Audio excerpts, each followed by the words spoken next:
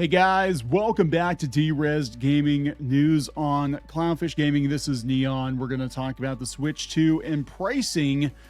And Doug Bowser saying that the Switch 2 is going to have variable pricing. I'm sure that is going to go over so well with gamers, especially given these unprecedented times, given the economy, given what happened this morning. I don't know if you guys have been following the roller coaster ride of the stock market, but I don't think consumers are going to have a lot of discretionary income here in the next couple of months. We're going to talk about that. We're going to talk about how the ridiculously high prices that were announced for the Switch 2 are actually not taking the tariffs into consideration. So, I would be surprised if the Switch 2 launched at like $600 or more.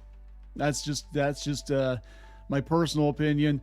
We're going to take a look at this. So please subscribe for more gaming news and gameplay over here on Clownfish Gaming, trying to resuscitate this channel from the dead. We kind of left it go, but we're back now. So yeah, let's go out to this article. This is coming from Wario64 on X. Doug Bowser on Switch 2 game prices. What you see right there is variable pricing. We'll look at each game, really look at the development that's gone into the game, the breadth and depth of the gameplay, if you will, the durability over time, and the repeatability of gameplay experiences. So this is why I think we're seeing Mario Kart launch at $80, $90 because they know you're going to play Mario Kart forever, right? I mean, people are still playing Mario Kart 8. I'm still playing Mario Kart 64. Those are all factors, and there's many more that go into consideration of what is the right price point for a game.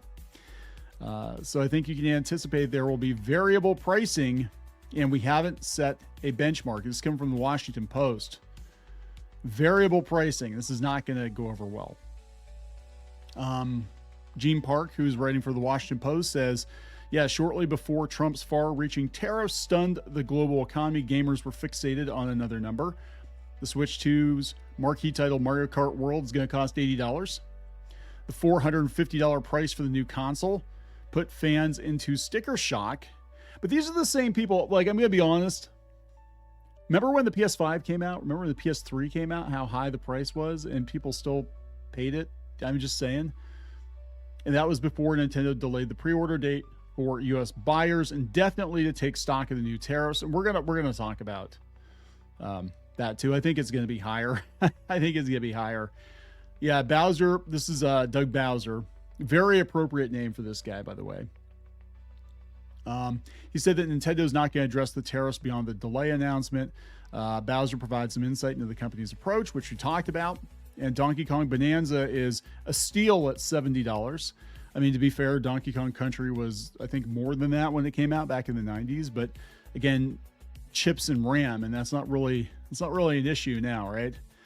So Nintendo has been industry pioneer since the advent of the video games in the 80s, and they talked about how expensive things have become over the years. I asked Bowser if Nintendo breaking the seal on higher game prices is part of its role as an industry leader. He says, I think it's less about representing the industry. This is really about Nintendo deciding the right thing to do for its products or what the pricing should be for its products overall. Even in previous generations, we had some variability. That is true. I do remember when I was a kid, and the rare cases when I actually was able to find like new super popular NES games. I remember when Super Mario Brothers 3 first came out, and the very first time I saw it in the store, I think was it Woolworth? Remember Woolworth? Yeah, we had Woolworth, and I think it was $69.99, and I didn't have it, and it was sold out, and then I never saw that game again for like 6 months. Like, I don't think people realize like how hard Mario 2 and 3 were to buy when they first came out. It was very hard to find them. I got Mario 2 for Christmas by accident. I actually didn't ask for it because I did not think I would get it, and my grandmother found it at Sears. They just put it out. So yeah, he's pointing to various Zelda games being priced differently. Tears of the Kingdom in 2023 was massively popular, and Nintendo's first $70 game. So they knew what they could get away with, right? While the previous game from 2017 was $60, the remake of Link's Awakening was $60, and it's an old Game Boy game. It was completely remade from the ground up. I think that for us, that's really how we want to proceed and go forward. So Bowser said, yeah, so this is what's interesting is they did not apparently take the tariffs into consideration when they priced it initially. And now that's why they're holding off. So it could be a lot more than that. Bowser said Nintendo remains committed to selling the first Switch console. Sure. 4 years ago in our first conversation, Bowser said the Switch is redefining what a console cycle can look like. It's been like, what, 7 or 8 years since it came out? So we're going to keep the Nintendo Switch as part of the family, giving consumers a number of different entry points so they can come into the gaming universe. I think it's going to be confusing. There are no plans to reduce the price of the older devices, but it leaves the door open to the possibility. So back in the day, it used to be when a new console came out, the previous generation dropped to like $99 or something. So we want to keep those players engaged. Not all of them are going to be ready for the Switch 2. Yeah, they don't have the money for the Switch 2. So despite the pricing controversy, Nintendo's 1 hour announcement last week thrilled fans across a variety of genres and interests. More than 40 Switch 2 games, ports, and re-releases were announced, with many planned for release this year. People were excited about it overall, but the pricing really was a huge buzzkill. So now this is interesting, again, coming from Wario64. According to a Nintendo UK support rep, Switch 2 editions of physical games like Breath of the Wild, Tears of the Kingdom, Kirby and the Forgotten Land, Metroid Prime 4, etc. contain a download code for the upgrade pack along with the Switch 1 version cart of the game. So according to Nintendo's own support, the Switch 2 enhanced editions were false advertising during the Direct. After trying to nail them down for an answer, they confirmed to one of our followers just Switch 1 cards with a code for the upgrade. No reason to buy these. And yeah, that's true. I don't know, guys. I don't know how it's going to go. I think it's going to sell really, really well at the beginning. But I think the pricing is definitely a huge buzzkill for a lot of people. And them just being like, yeah, we can charge whatever we want. And it's true. They can charge whatever they want for games, Nintendo games, and people will buy it because it's Nintendo. There are already YouTubers waiting in line apparently for this system. So what's this? Switch 2 Joy-Cons, no Hall effect, new design.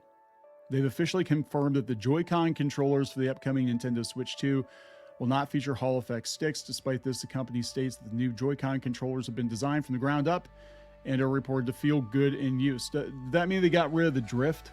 Because that was a huge problem. Public reactions vary, with some expressing disappointment. Whatever. No Hall effect sticks.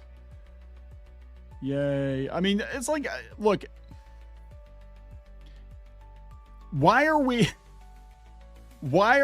like looking at every little freaking detail of this console? Like, it's just a game console. It's a better Switch, but everybody's like, it's not going to do this, or it's going to have this, or, I mean, really the pricing is the big shock. The horsepower is I think I read somewhere they said it was going to be like 10 times as powerful as the Switch. So what, like PS3? I don't know. I think it's going to be, I'll be honest, I think it's going to be a huge hit. I'm not going to line up to buy one on day one. I'm not planning on it. I think I'm going to wait. Mario Kart World and Donkey Kong don't really, I'm not saying they don't appeal to me, but it's not something that I feel like I have to experience it on day one. You have to experience the new Mario Kart on day one. I don't really care. I'm going to be honest. I'm happy with the infinite number of retro games I have and my unplayed Steam backlog. I think I'll be okay. But there you go, guys. Update on Switch 2 pricing. What do you think? Let me know. We'll talk later.